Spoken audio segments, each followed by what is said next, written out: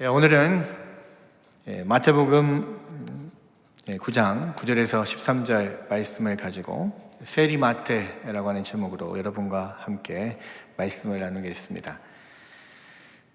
자, 오늘 마태복음 10장에 나오는 12사도의 명단 중에서 두 번째 그룹 마지막 사람이 마태에 대해서 한번 살펴볼 텐데요. 마태복음 10장에 예수님의 12제자가 세 그룹으로 나눠져서 이렇게 나옵니다.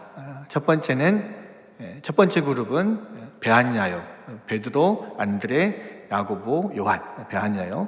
두 번째 그룹은 빌바도마, 빌립, 바돌로메, 도마와 마태. 그리고 마지막에는 알페오의 야고보 이렇게 뭐가 많이 붙어 있는데 이름만 따지자면 야다시유입니다. 야고보와 다데오, 시몬, 가룟 유다 이렇게. 마태는 그래서 두 번째 그룹의 마지막 네 번째 사람, 전체적으로는 12제자 중에서 8번째로 소개가 되고 있는 제자입니다. 마태는 우리가 잘 알듯이요, 사복음서 중에 하나인 마태복음의 저자입니다.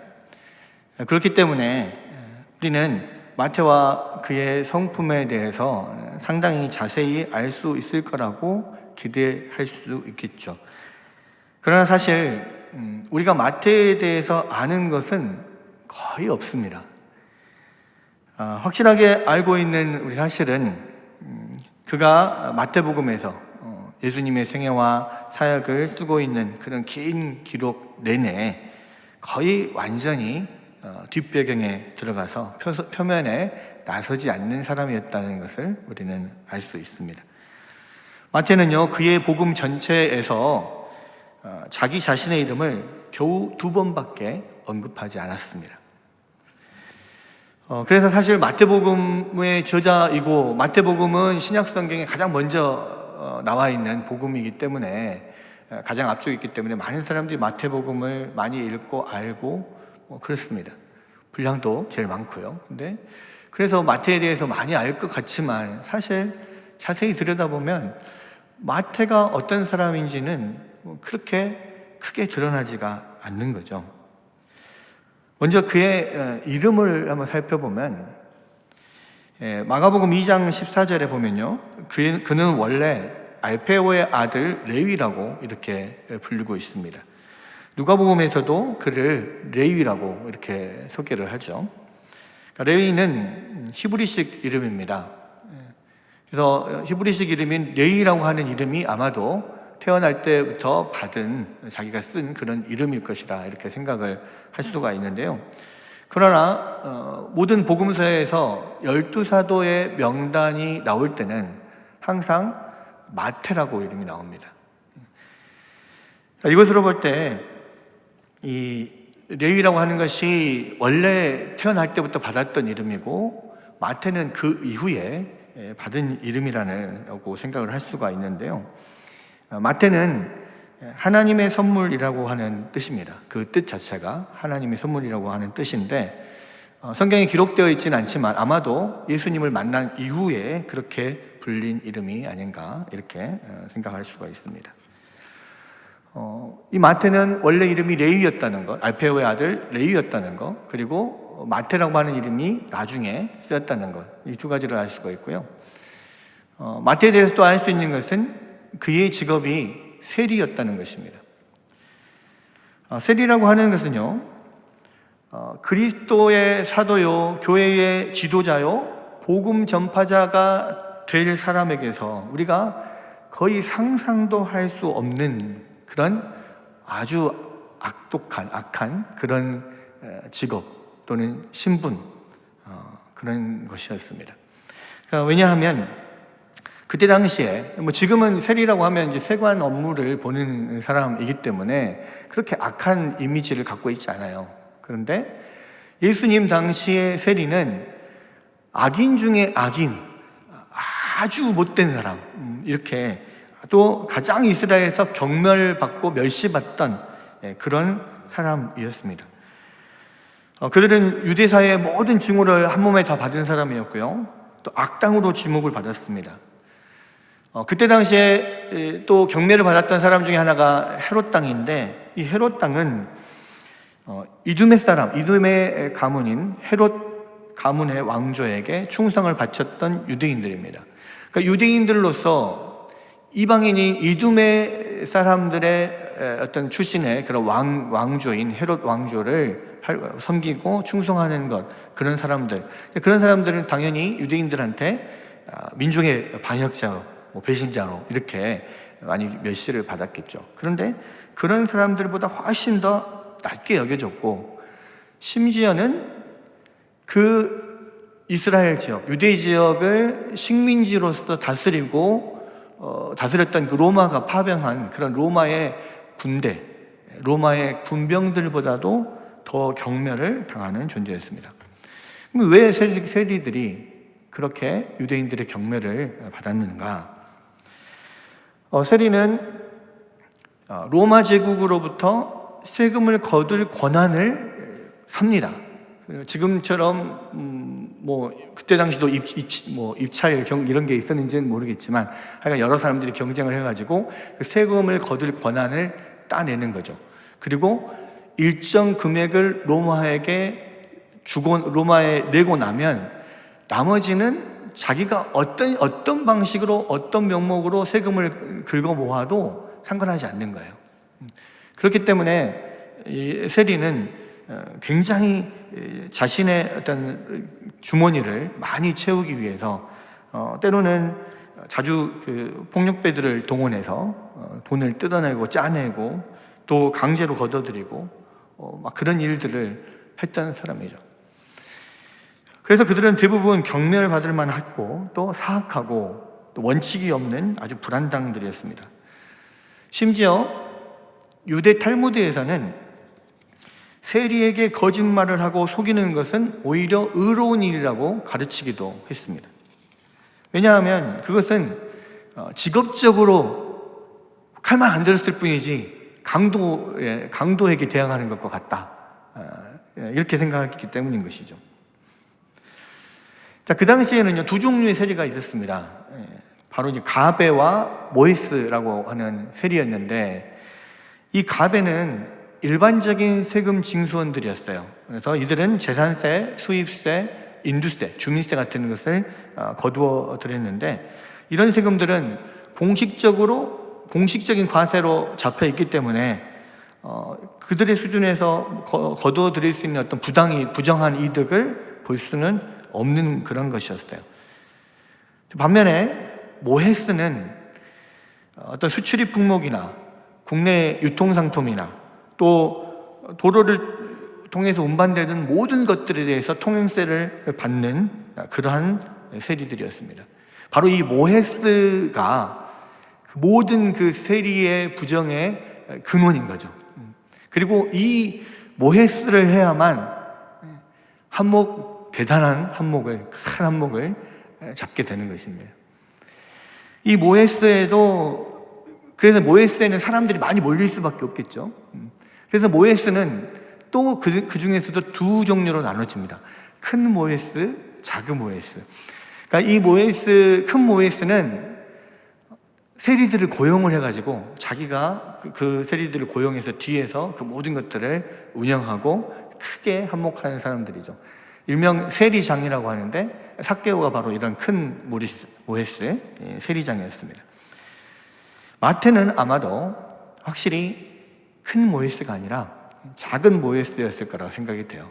왜냐하면 큰 모헤스들은 배후 위에서 모든 사람들을 거느리면서 이렇게 세금을 걷지만, 작은 모헤스들은 직접적으로 자기가 대면해서 세관에 앉아서 사람들이 지나가는 것들 잡고 통행세를 받고 또 세금을 받고 이렇게 추징을 하는 사람들이거든요. 근데 예수님께서 마태를 부르셨을 때 마태가 세관에 앉아 있는 것을 보고 예수님이 불렀다고 했습니다. 그러니까 작은 모헤스였다는 거죠. 그래서 이 작은 모헤스들이, 물론 큰 모헤스들, 이런 사람들은 정말 크게 많은 사람들이 굉장히 경멸하고 비난하고 했겠지만, 이 작은 문화이스들은 직접적으로 얼굴이 드러나는 사람들이니까 훨씬 더 많은 그러한 비난과 경멸의 어떤 타겟이 될 수 있었던 거죠. 그래서 마태는 사람들이 보고 가장 분개했던 대상이고 악인 중에 악인으로서 취급받던 사람들입니다. 그래서요, 실제적으로 제정신을 가지고는 자긍심 높은 유대인이 가질 수 있는 직업이 세리는 아닌 거예요. 유대인으로서 세리라는 직업을 가졌다는 것은 그 모든 것을 다 포기하고 모든 수치와 경멸과 민족적인 자긍심과 선민으로서의 자긍심, 이런 모든 것을 다 포기하고 나는 오직 돈만 붙잡겠다라고 하는 각오가 없이는 세리라는 직업을 선택할 수가 없는 것이죠. 마태는 바로 그런 세리였다는 것입니다. 누가복음 18장 10절에서 14절에 보면 바리새인과 세리의 기도가 나오죠. 거기서 보면 세리가 멀리 서서 기도했다라고 되어 있습니다. 왜 그 세리가 멀리 서서 기도했냐? 다른 세리들은 성전 가까이 나가서 기도할 수 있었냐? 아니요. 세리들은 멀리 서서 기도할 수밖에 없어요. 왜냐하면 모든 회당과 성전에서 세리들의 접근이 금지됐거든요. 심지어는 성전에 보면 이방인의 뜰이 있습니다. 그러니까 이방인들도 하나님을 믿겠다고 하는 경건한 사람들, 이방인 개종자들, 이런 사람들이 이방인들도 와서 기도할 수 있는 그러한 이방인의 뜰조차도 밟을 수 없었던 것이 세리들입니다. 그러니까 실제적으로 세리들은 같은 유대인이면서도 이방인보다 더 못한 취급을 받는 거죠. 당시 유대인들은 이방인들에 대해서 어떤 생각을 갖고 있었냐면 이방인들은 하나님께서 지옥의 땔감으로 쓰시려고 만드셨다라고 하는 생각까지 갖고 있는 사람들이었어요. 그만큼 이방인들을 지옥의 불쏘시개 정도로 생각했던 사람들인데 그런 이방인들보다도 더 못한 존재로, 더 경멸할 존재로 여겼던 것이 세리였다는 것입니다.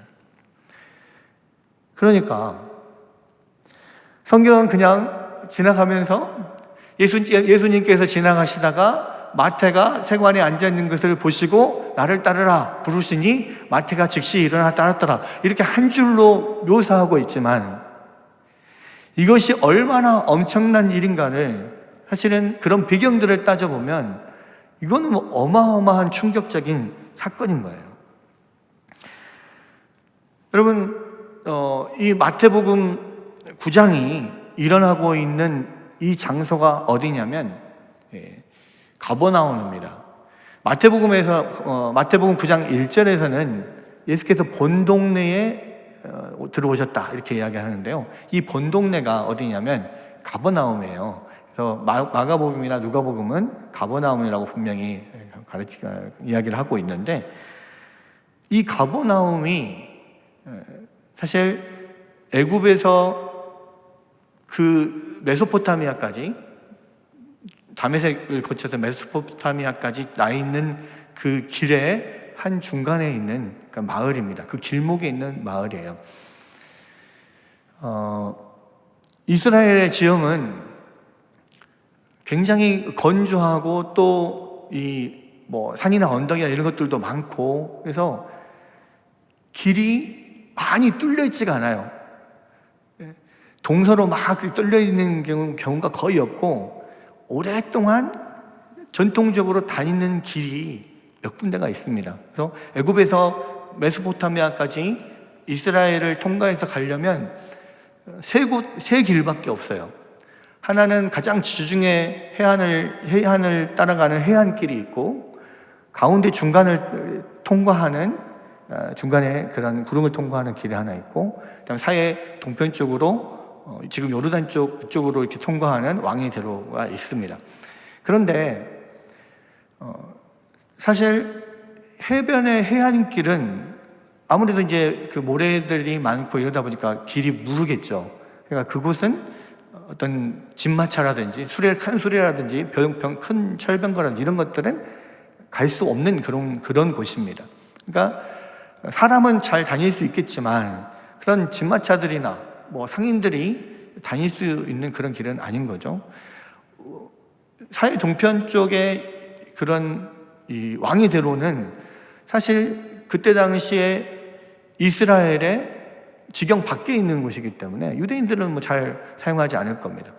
그럼 유대를 관통하는 짐들과 뭐 무마차들 이런 것들이 갈 수 있는 그런 길이라고 하는 것은 가운데 나 있는 길밖에 없는데 그 길의 중간쯤에 갈릴리 근처를 지나는 그 중간쯤에 가버나움이 있는 거죠. 그래서 가버나움이 어떤 통행세를 받기 좋은 장소였던 것 같고, 그리고 마태가 그 세관에 거기서 앉아 있었다라고 한다면 그러한 지나다니는 어떤 통행세를 받는 자리에 있었을 거라고 생각을 합니다. 그러면 모든 웬만한 그런 그 이스라엘 사람들이, 특별히 이렇게 상업을 하는 사람들이나 일명 돈이 될 만한 사람들이 다 그곳을 지날 수밖에 없다면 얼마나 좋은 대목인 그런 목이 좋은 장소겠어요.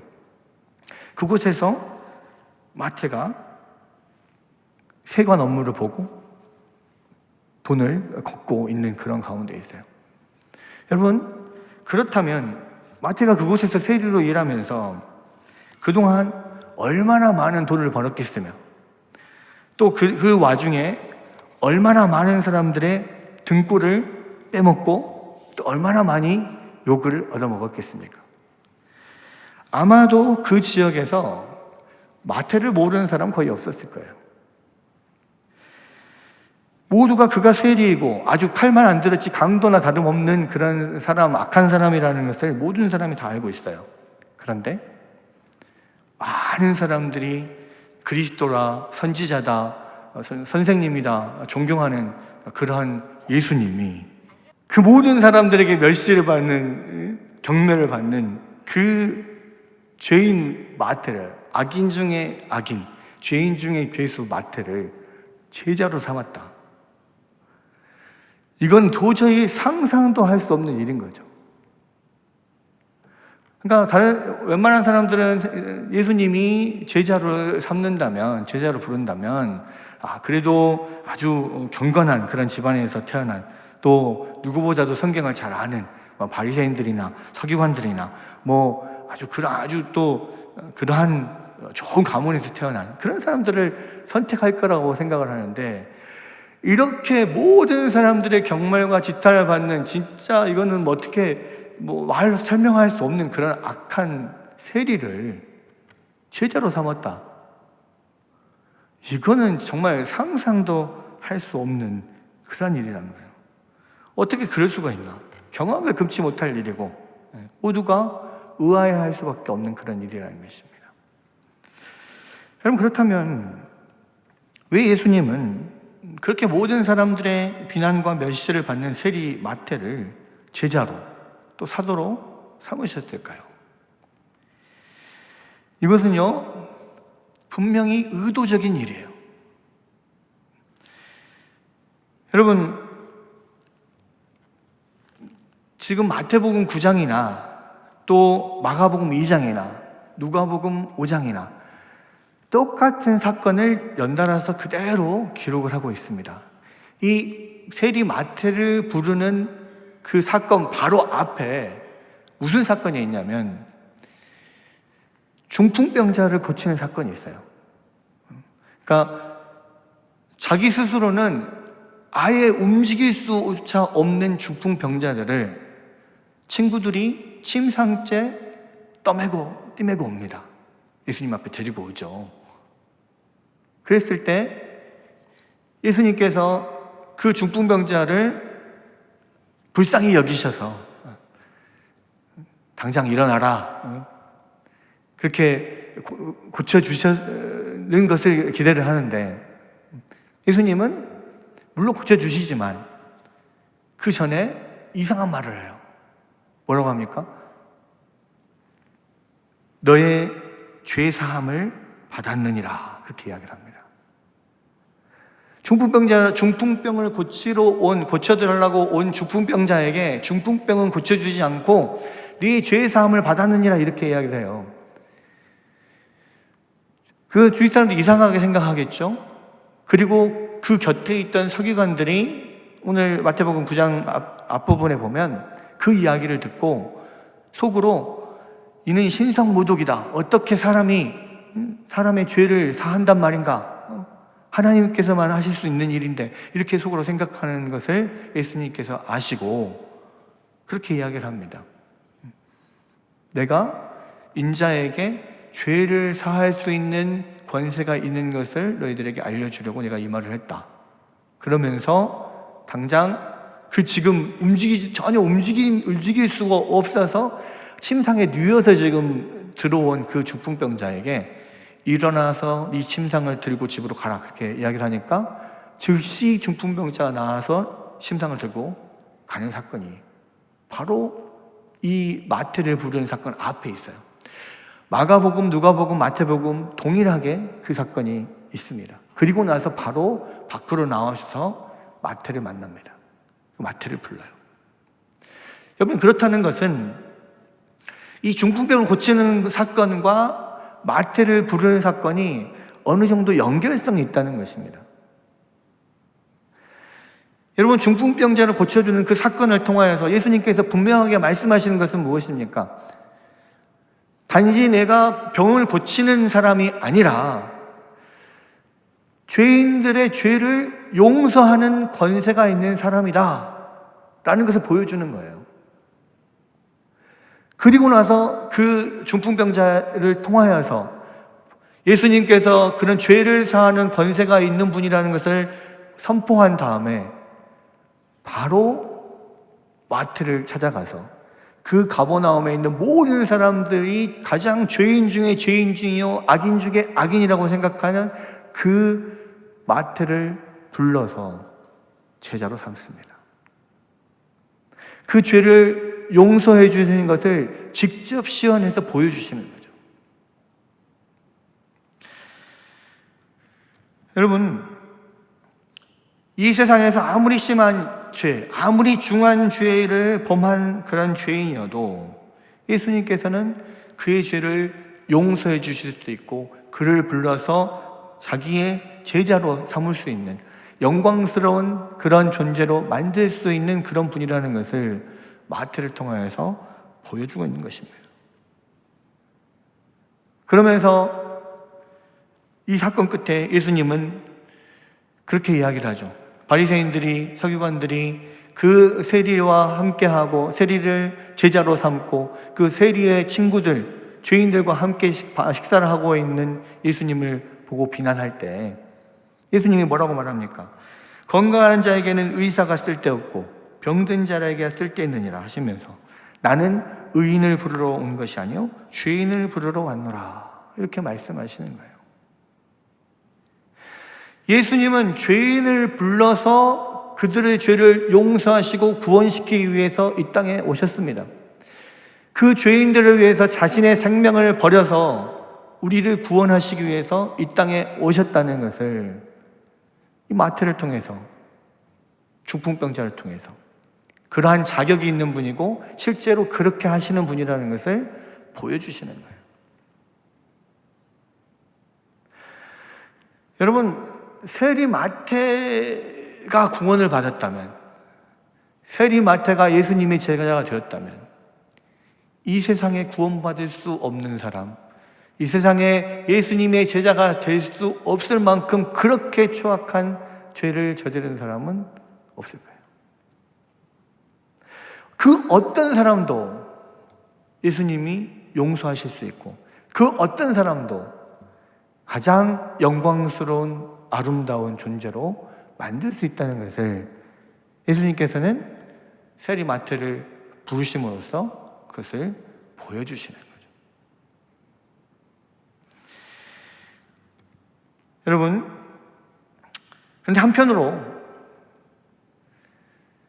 예수님은 그런 의도를 가지고 마태에게 접근하셨다고 할지라도 여러분, 마태의 입장에서 봤을 때 여러분, 어떻게 그렇게 악명 높은 세리 마태가 나를 따르라 라고 하는 예수님의 단 한마디에 모든 것을 버려두고 그 대박나는 돈벌이 자리를 다 버려두고 예수님을 따를 수 있었을까요? 이것도 참 미스테리합니다. 여러분, 아까 말씀드렸던 것처럼요, 당시에 유대인으로서 세리가 된다는 것은 이미 그 모든 수치와 경멸을 다 당할 것을 각오하고 오직 돈만 보고 그 직업을 선택한 거예요. 내가 모든 수치와 경멸을 다 당하더라도 까짓거 뭐 부자로 살면 되지, 돈만 벌면 되지, 이 생각 가지고 그 자리에 들어오고 그 세리를 선택했던 그 세리 마태입니다. 다른 거는 필요치 않아요. 나는 돈만 있으면 돼요. 이 돈벌이가 자기의 목숨과도 같았을 거예요. 자기의 목숨이요, 자기의 자존심이요, 자기의 모든 것인 그 자리를 예수님의 한마디에 모든 것을 버려두고 예수님을 따르고 예수님의 제자가 됐을까? 물론 이것은요,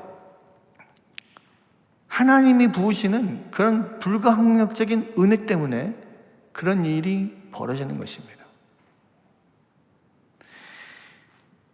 여러분, 사실은 우리가 믿음을 가진다는 것은 엄청나게 기적적인 일이에요. 여러분, 사람의 마음이 바뀌는 것, 사람의 마음을 바꾸는 것은요, 정말 어렵습니다. 한번 정말 그 아무것도 아닌데 한번 딱 그냥 굳은 결심을 하고 마음을 안 열려고 작정한 사람들은요, 죽었다 깨어나도 그 마음을 외부에서 어떠한 방법으로든 그를 돌리기가 정말 어려워요. 별거 아닌데 마음만 딱 먹으면 되는 거고 바뀌면 되는 건데 그게 안 바뀌는 게 사람이에요. 어쩌면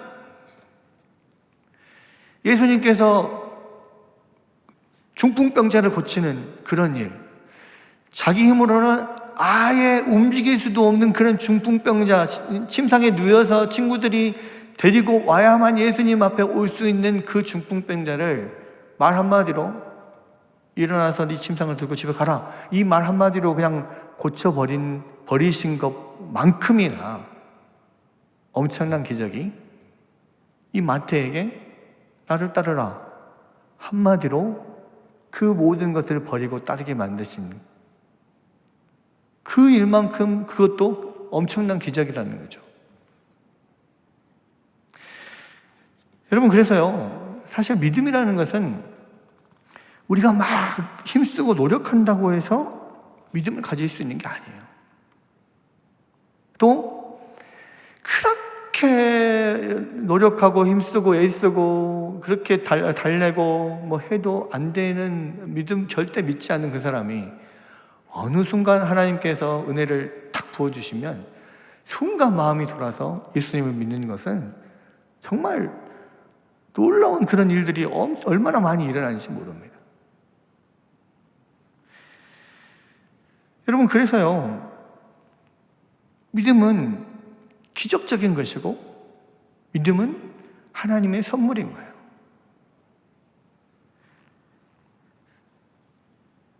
여러분, 그래서 에베소서 2장 8절에서 9절을 보면 우리가 잘 아는 말씀입니다. 너희는 그 은혜에 의하여 믿음으로 말미암아 구원을 받았으니 이것이 너희에게서 난 것이 아니요 하나님의 선물이라. 행위에서 난 것이 아니니 이는 누구든지 자랑하지 못하게 합니다. 여러분, 믿음은 하나님의 선물이에요.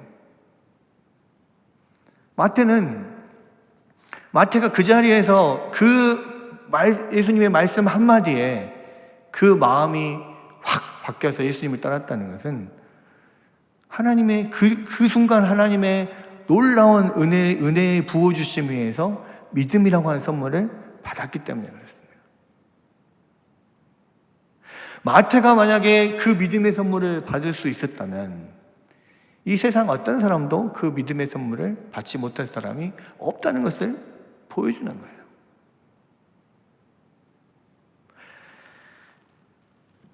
여러분,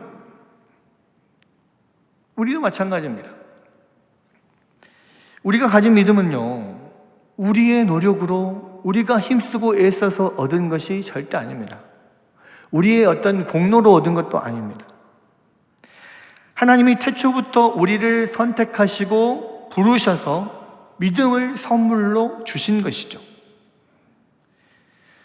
저는 기독교 집안에서 태어나서 자연스럽게 믿음을 가지게 되었지만 사실 그것도 그냥 자연스럽게 그냥 된 게 아니라 하나님의 선물로 저에게 주신 것이었어요.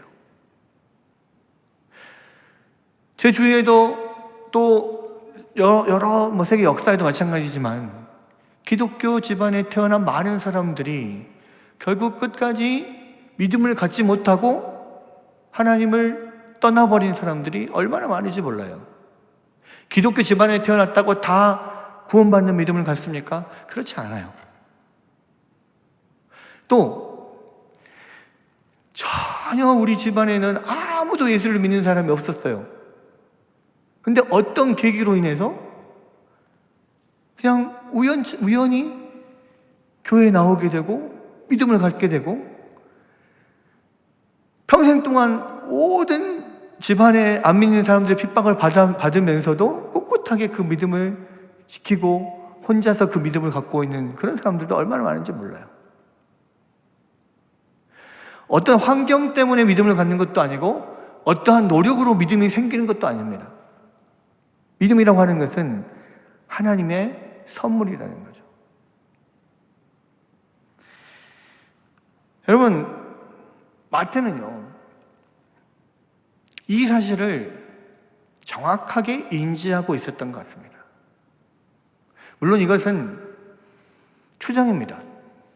추정인데, 여러분 아까 마태라고 하는 이름의 뜻이 뭐라고 그랬죠? 하나님의 선물. 그 마태라고 하는 이름을 예수님이 지어주셨는지 예수님이 지어주셨는지도 모르겠고요. 또 그냥 사람들이 그렇게 불렀는지도 모르겠고, 어쩌면 본인 스스로가 자기를 예전에 불렀던 레이라고 하는 이름 대신에 마태라고 불렀는지도 모르겠어요. 근데 분명한 것은 세리였던 레이는 예수님을 만난 이후에 마태로서 기록이 된다는 것입니다. 또 마태로서 불리운다는 것입니다. 하나님의 선물이라는 이름으로 불려요. 어쩌면 마태는 그 자신의 이름, 하나님의 선물로 받게 된 이 믿음에 대해서 자기가 벗어날 수 없었던 그 돈의 유혹과 그러한 정말 괴롭지만 벗어날 수 없었던 그런 상황에서 한순간에 벗어나게 해주신 그런 하나님의 선물을, 하나님께서 주신 그 선물을 끝까지 계속해서 늘 기억하고자 그런 이름을 붙였을지도 모르겠고, 또 다른 사람들이 봤을 때 마태가 예수님의 제자가 되는 것은 이거는 하나님의 기적적인 선물이 아니고서는 될 수가 없는 것이죠. 아마도 그래서 그 이후로 레이는 마태로 그렇게 불려있지 않았을까, 이런 생각을 해봅니다. 그리고 여러분, 마태는 하나님의 선물이라고 하는 그 마태의 이름에 합당하게 그 위의 모든 삶을 살아갑니다. 여러분, 마태는요, 그 이후에 예수님의 제자가 된 이후에 그는 성경에 그렇게 전면적으로 드러나지 않습니다. 그는 항상 뒤에 가려져 있어요. 그는요, 예수님의 생애와 죽음을 기록한 사복음서 중에 가장 분량이 많은 마태복음을 기록한 사람입니다. 우리는 마태가 구약 성경을 아주 잘 알고 있었음을 압니다. 왜냐하면 그의 복음서는 구약 성경을 99번이나 인용을 하고 있는데요. 이것은 마태복음, 누가복음, 요한복음에서 인용된 구약 성경의 횟수를 다 합친 것보다 훨씬 더 많은 횟수예요. 여러분, 그러니까 마태는요, 분명히 구약 성경에 대한 아주 방대한 광범위한 지식을 가지고 있었다는 겁니다. 그럼에도 불구하고요, 그는 앞에 나서는 법이 없었어요. 그의 방대한 지식을 자랑할 만도 할 거예요. 이 정도 성경을 쓸 수 있을 정도면. 사실은요, 정말 더 대단한 것은 뭐냐면, 마태가 세리 시절에는 아까 말씀드린 것처럼 회당에도 성전에도 나갈 수가 없었어요. 그러면 마태가 갖고 있던 그러한 성경적인 지식은 순전히 다 독학으로 얻은 지식일 거예요. 그리고 다른 사람보다 훨씬 더 늦게 그 복음을 공부하면서도 그 많은 방대한 분량의 어떤 구약을 이종하면서 성경을 쓸 수 있었다는 것은 얼마나 많은 시간 동안 그가 공부하고 구약 성경에 대해서 연구하고 그랬을지가 충분히 예상이 됩니다. 그럴 정도라면, 야, 내가 이런 사람이다, 이렇게 뭔가 좀 내세울 만한, 분명히 그럴 수 있는 어떤 상황과 환경이 되잖아요. 그래서 성경에서는 한 번도 마태가 자기의 지식을 자랑한 적이 없고, 마태가 앞에 나선 적이 없어요. 왜 그렇겠습니까? 예수님을 만난 이후에 믿음을 갖게 된 그것이 하나님의 선물이라고 하는 것을 마태는 계속해서 늘 기억하고 있었던 것이죠. 그 많은 구약의 그 방대한 지식을 가지고 성경을 쓸 수 있는 것도 하나님의 선물이요, 하나님의 은혜이기 때문에 쓴 것이지, 이것은 내가 자랑할 것이 아니라는 것을 분명하게 마태는 인식하고 있었을 것입니다. 너희는 그 은혜에 의하여 믿음으로 말미암아 구원을 받았으니 이것은 너희에게서 난 것이 아니요 하나님의 선물이라. 행위에서 난 것이 아니니 이는 누구든지 자랑하지 못하게 함이라. 사도 바울의 이야기가 마태가 늘 생각하고 있었던 그런 말씀이었을 거예요. 여러분, 믿음이라고 하는 것은 하나님의 선물입니다. 우리는 다 하나님의 선물을 받은 사람들이에요. 우리가 받은 하나님의 선물에 대해서, 우리가 받은 하나님의 은혜에 대해서, 이것은 그 어떤 것도 자랑할 거리가 아니에요. 하나님의 은혜로 내가 복을 받았네, 하나님의 은혜로 돈을 많이 벌었네, 하나님의 은혜로 우리 자녀들이 좋은 학교 갔네, 하나님의 은혜로 내가 높은 직위를 얻었네, 내가 하나님의 은혜로 국회의원의 당선인이 됐네. 하나님의 은혜는 자랑할 것이 없습니다. 하나님의 은혜라면, 정말 하나님의 선물이라면 자랑할 수 없습니다. 마태는 그 하나님의 선물이라고 하는 그 자신의 이름대로 끝까지 주님을 믿고 또 주님의 일들을 하다 그렇게 순교한 사람이라고 할 수 있는 거죠. 마태는 진정으로 자기의 이름에 합당한 그런 삶을 살았던 사람이라 생각할 수 있습니다. 그런 생각도 해봅니다. 제가 이거를 준비를 하면서 우리 사무 간사님들한테 질문을 했어요. 한 12제자 중에 돈을 가장 잘 아는 사람은 마태일 텐데 왜 돈계를 가룟 유다가 맡았을까? 회계 업무를 가장 잘하는 사람이 세리였던 마태일 텐데 왜 가룟 유다가 맡았을까? 많은 이론들과 많은 추측들이 난무하는 가운데, 물론 어디에도 그런 이야기를 하고 있는 데는 없어요. 근데 이 말씀을 준비하면서 저는 그런 생각이 들었습니다. 자기가 그 목숨처럼 여겼던 그 돈을 버리고 예수님을 선택하고 예수님을 따라왔던 세리 마태인데, 과연 자기가 좋아서 선택을 했지만 결국은 그것 때문에 엄청난 많은 수치와 경멸과 자기를 억압하고 묶어놓았던 그런 돈에서 주님의 하나님의 선물을 받고 노연한 그가 다시 돈을 만지려고 했을까? 아무리 회개의 능력이 뛰어났어도 다시는 만지지 않고 싶었겠다. 저는 그런 생각을 했었습니다.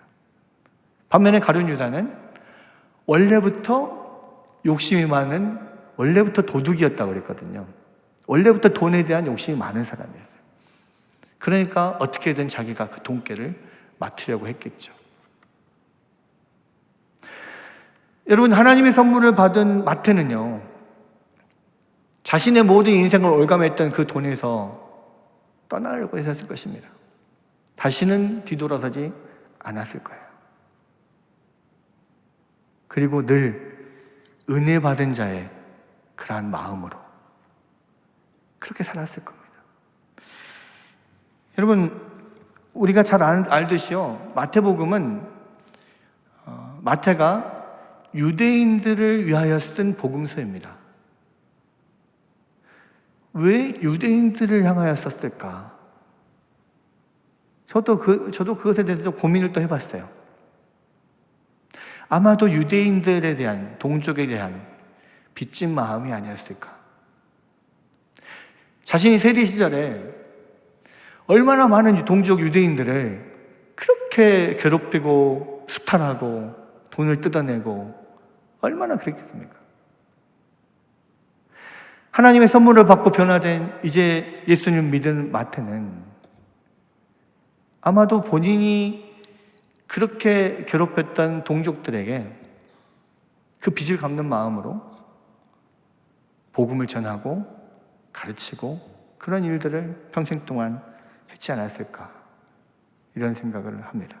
실제로 전승에 의하면요, 그는 순교당하기 전까지 이스라엘과 해외를 다니면서 에티오피아나 페르시아나 마케도니아, 시리아 등지에서 수년 동안 유대인들을 대상으로 목회를 했다고 합니다.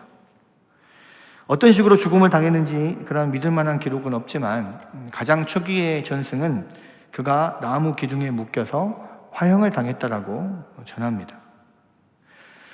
아마도 마태는 그렇게 세리 시절에 괴롭혔던 유대인들의 빚진 마음을 가지고 자기의 이름처럼 하나님의 선물과 같이 자기에게 주어졌던 예수님의 복음을 자기의 동족 유대인들에게도 나눠주기 원하는 그런 마음으로 평생을 사역하지 않았을까. 여러분, 우리 모두도 하나님의 선물을 받은, 믿음이라고 하는 하나님의 선물을 받은 사람들입니다. 그리고 여기에 있는 모든 사람들이, 그 어떤 사람도 겉으로 보기에는 마태처럼 흉악하고 악독한 사람이 없는 것처럼 보이지만 사실 하나님이 눈으로 볼 때는 마태나 우리나 그 흉악하기가 도토리나 안 깐 도토리나 별 차이가 없어요.